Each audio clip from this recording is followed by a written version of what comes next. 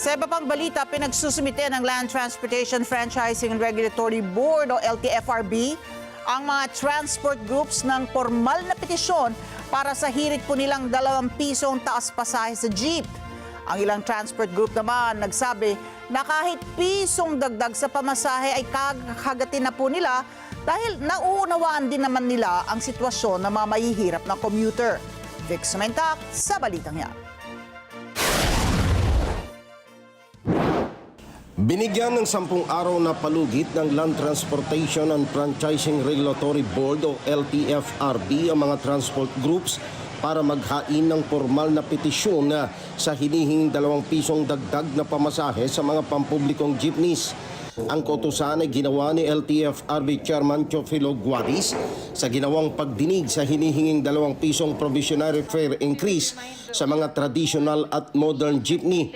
Sinabi ni Boy Vargas, presidente ng Alliance of Transport Operators and Drivers Association of the Philippines o ALTODAP, na ayaw sana nilang humingi ng 2 pisong dagdag na pamasahe, subalit hindi nakakayanin ng mga operators at drivers ang patuloy na pagtaas ng presyo ng mga produktong petrolyo.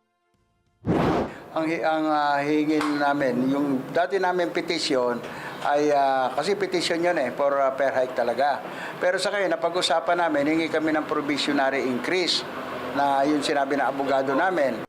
Ayon kay Vargas, kahit pisong dagdag ang papayagan ng LTFRB ay kakagatin na nila dahil nauunawaan din ng transport groups ang kalagayan ng mga commuters dahil sa patuloy na pagtaas din ng presyo ng mga pangunahing bilihin.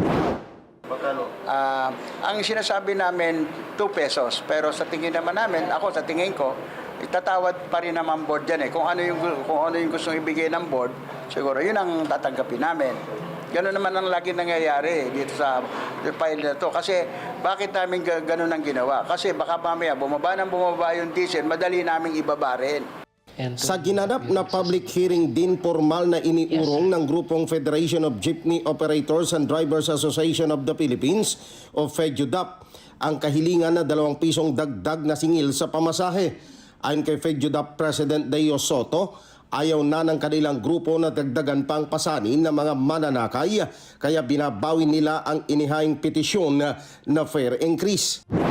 Inuuna natin yung kapakanan ng mamamayan, natitiis pa naman namin sa ngayon, kahit pa paano. So, hintayin lang natin kung talagang tumaas pa ng mataas ang diesel, siguro magpapel din kami ng petisyon para sa dagdag na pamasahe.